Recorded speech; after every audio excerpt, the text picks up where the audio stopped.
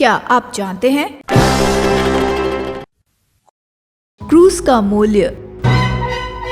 क्रूस पर यीशु मसीह का बलिदान सच में कितना मूल्यवान है।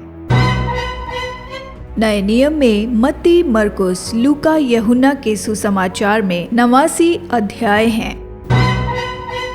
लेकिन यीशु मसीह के जन्म के बारे में बताने वाले केवल 4 ही अध्याय हैं।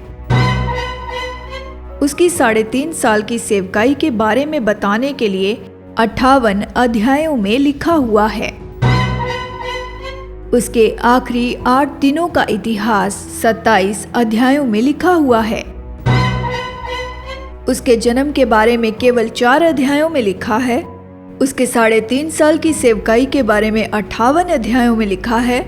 लेकिन उसके अंतिम 8 दिनों की सेवकाई या क्रूस पर उसके बलिदान के बारे में 27 अध्यायों में लिखा हुआ है। इसका मतलब ये है, उसका जन्म या उसकी दी हुई चंगाई से बढ़कर बाइबल हमें बताती है कि उसका क्रूस पर बलिदान ज्यादा महत्वपूर्ण है।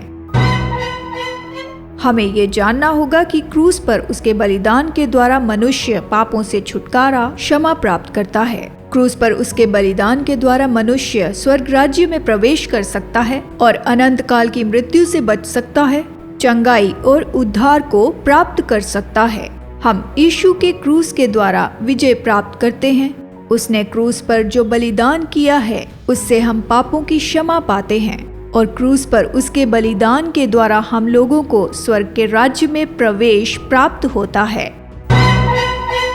तो अभी उसके क्रूस के पास पश्चाताप करें, अपने पापों का अंगीकार करके छोड़ दें, विश्वास से उसके लहू से धोए जाने के द्वारा नया जीवन प्राप्त करें, अनंत जीवन पाएं और परमेश्वर के गवाह के रूप में जिएं।